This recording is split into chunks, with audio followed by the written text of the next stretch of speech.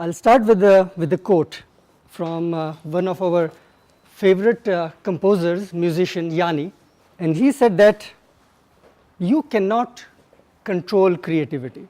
You cannot control it. You have to surrender to it. It's very counterintuitive.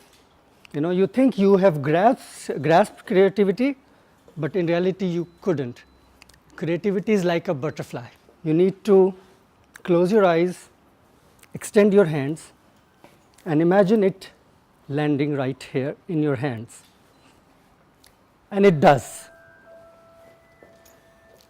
And when it does, it's magic.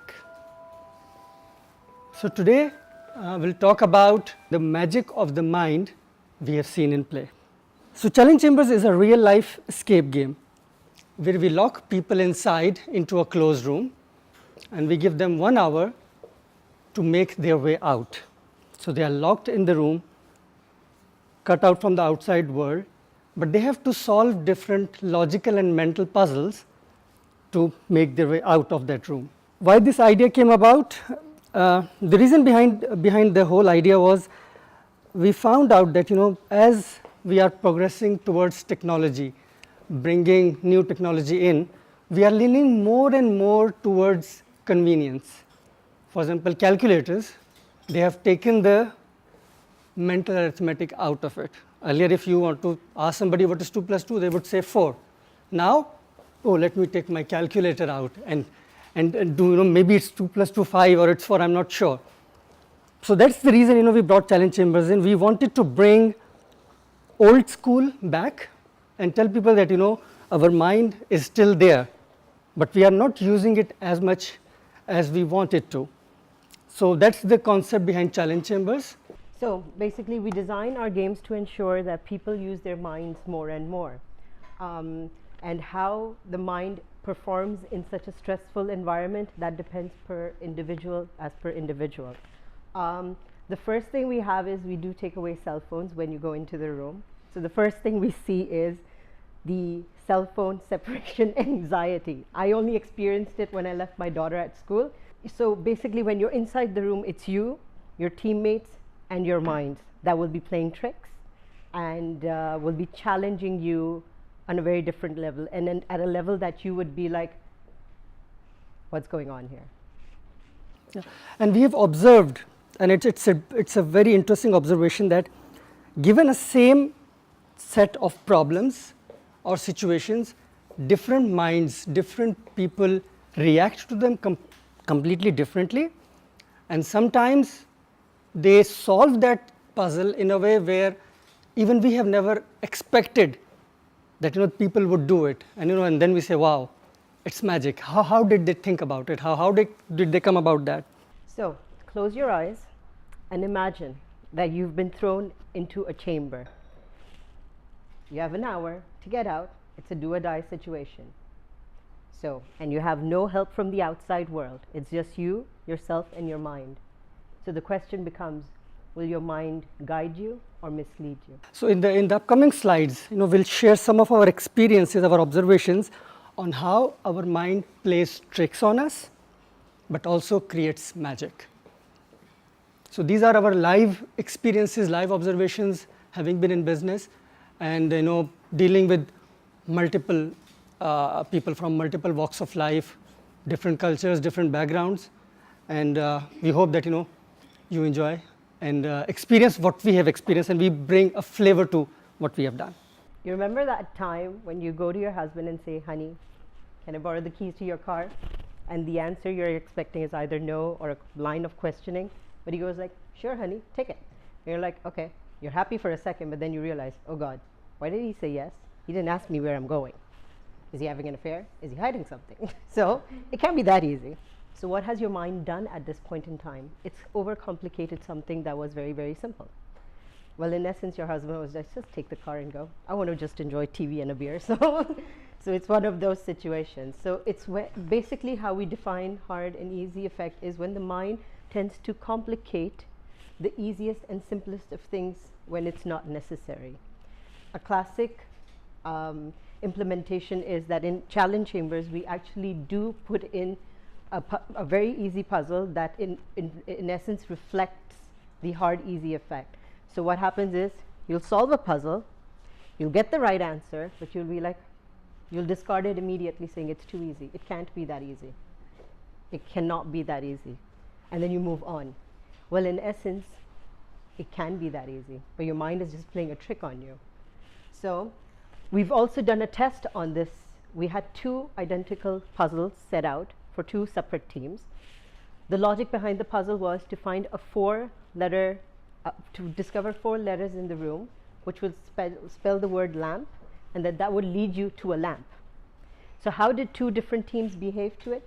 Team 1 found the words, arranged them, figured out it was lamp, walked to the lamp in the room, and progressed into the game. Whereas team 2 figured out the word lamp, looked at the lamp, said, it's too easy, it can't be this, it has to be something else. They did not progress in the game. So they have just overcomplicated a situation. The next one is neglect of probability. You're locked in a room, there are things which are locked, right? And classical thing is that, there's a lock. Now, how do we open a lock? We have to find a key. So neglect of probability is a cognitive bias, whereby people disregard probability when making a decision under uncertainty. So they're locked in a room, they have to open the lock, and they know they have to solve puzzles to do it. So the hard easy effect comes into mind, oh, it cannot be that easy. But neglect of probability is that people actually disregard probability that the solution to an answer can be right there in front of their eyes.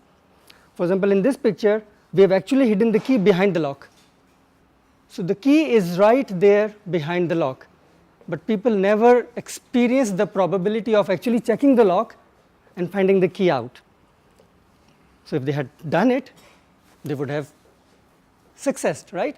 But they try to look at crazy places under the chair, on top of the door and everything, but they completely disregard that probability. So that's where the mind plays tricks on us. We are uncertain, there is a probability, but we don't explore that option. Oh, it's a tongue twister. It's called inattentional blindness. So rather explaining this to you guys, let me put a small puzzle in front of you. Here's a playing cards in front of you, and your task is to correctly add the numbers to get the 2-digit code. So if you can take a stab at it and let me know the right answer. 15, all right. Anybody? 14. 14, all right. People also ask a very relevant question sometimes, that ace, is it 1 or 11? So imagine the ace equals 11. 59, brilliant, brilliant, brilliant. Okay, good. So we have different answers, and again, they are all good efforts, right? But here we are playing tricks with your mind, and your mind is actually playing tricks on you, and that's what is called inattentional blindness. Inattentional blindness is not related to any physical defect or deficit, but it's not observing things which are right in front of you, or the anomalies, right? So actually the answer to this question is, what was the answer? I love you when you relate back to me. 29, okay. The answer is 21. Because see, here I asked you to correctly add. Now if you look at the cards, there is an anomaly right in front of your eyes. The heart suite is always red. The 4 of hearts right in front of 5 of hearts, but it is black. So you need to discard the 4 of black hearts. It's an anomaly. So you discard it, 5 plus 5, 10 plus 11, 21. So the answer is 21. This was not a printing mistake, it was intentional. So we did it intentionally so that you can experience inattentional blindness. Don't worry, I got it wrong as well. Yeah. And I work with him, so. And see, the thing what happens is that when you go under pressure, and sometimes this twist comes in front of you, you do crazy stuff. You do crazy stuff. Yes, seen people saying, oh, this 2 of diamond, the diamond size is slightly smaller, why is it small? But the 4 of hearts is the real deal. Okay, so we have subject expectancy effect. So that is basically for your mind to move on and not focus on the solution that you've just gotten. So you've solved a puzzle which is actually leading you to the exit code or the solution to your final puzzle.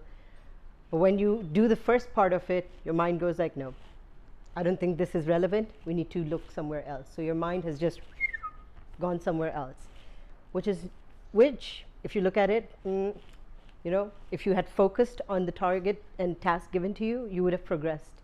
For example, you're given a puzzle in which your final exit code has to be a 4-digit lock that you have to open. So the mind automatically says, okay, I'm looking for numbers. But the puzzle you're solving is actually revealing letters. Your mind will never click, given that you're under that constraint of time and pressure, that letters can be transposed onto numbers. So what the mind does is you solve the first part of the puzzle, and you're like, oh my God, it's a letter, can't be it, look somewhere else. You haven't even bothered. Well, bothered would be the wrong word, but you haven't even continued and to see what else would be revealed. So that is what basically your subject expectancy effect is. And actually, I have heard people say, keep calm boys, keep calm team, and look somewhere else. The answer would be somewhere else, but actually the answer was in the thing which they were working on. The guy says, I'm not superstitious either, but those were the 3 days Harris wore his lucky shoes. Actually, it's right. He wore his lucky shoes and the sales were higher. But no, but that's what we are trying to make a point here, illusionary correlation. People and our minds, sometimes when they know that, they have to solve puzzles, they have to escape from the room, and there's no other way out, then they just try to correlate two seemingly unrelated things to others. For example, there is a key, of course, the key goes into a lock. So that's a logical correlation, right? If there's a 4-digit lock and you have to open it, so the logic says you have to find 4 digits. So for example, we have a writing board for players to write their notes on or their progress on, so that they can progress and go back to these things. And we have some magnets on those boards. And we have a red color chair in the room. So they look at it and say, there are 3 red color magnets on the board and there's a red chair. So 3 plus 1 is equal to 4. So our first answer is 4. Right? But we never anticipated that anybody is going to make that correlation between 2 things which we actually never thought of. But people think about those correlations and then try to relate those 2 things together and progress in the game or in whatever they are doing, and they get stuck. And when in the end they find the right answer, they say, what the hell we were thinking? Remember in class when your teacher would tell you to work in separate groups, especially in maths, and say, come up with the answer? You always have that one person in the group, that smarty pant, who goes like, once it's solved, he's like, aha, I knew that was the answer. Okay, so that is basically what hindsight bias is. It's when a person honestly believes that they were right. But the question is, if you were right, why didn't you solve it? So that is basically the mind saying to that person, you knew it, you knew it, you knew it, but in essence you weren't actually helping the team or yourself when it came to progress within the game. And then they say hindsight bias is always 20 by 20 or 6 by 6. So the team member, they honestly believe that they knew the answer. But as Saira mentioned that if you knew it all along, why didn't you execute it? But the key is that mind says you knew it, you knew it, you knew it, and then they honestly believe that they knew the answer. Most of you, I do it all the time, but most of you guys would have seen shapes or objects into things. Have you ever done that? For example, if you see something and then you say, there's a smiley face there. It means that you have a well-connected mind. A well-connected mind tries to see shapes or things into different objects. Let's take example of our beautiful moon. So if I encourage you to look into this moon and tell me, what shapes do you see? Don't be afraid. If you see shapes, it means you're good. We've eliminated the probability that anyone's Sorry? A crab, okay. That's a first. That's a first. There's a rabbit. Dragon, brilliant. I like you. Yeah. Fantasy. Yeah, I love fantasy. Yeah. A person doing yoga. Brilliant. Or even more. Yeah. Brilliant.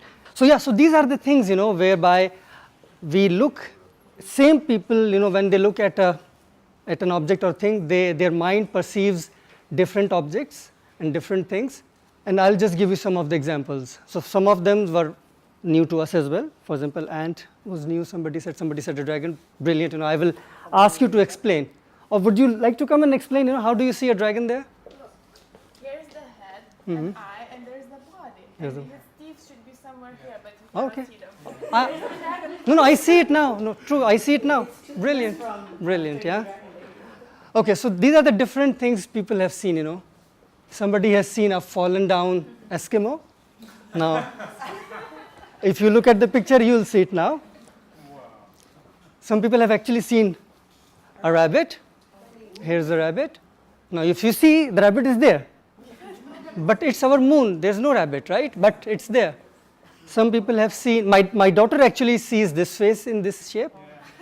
And some people, they had brilliant imagination, brilliant creative side. They see intricacy and detail in the moon. They say, praise the God, he has done brilliant stuff.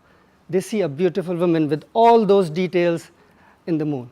So I hope, that's the end of our presentation, that, we have been able to give you some of our insights and our observations of how the mind works, how the mind plays tricks on us, and how the mind does magic, and people actually get out of the room. Thank you very much.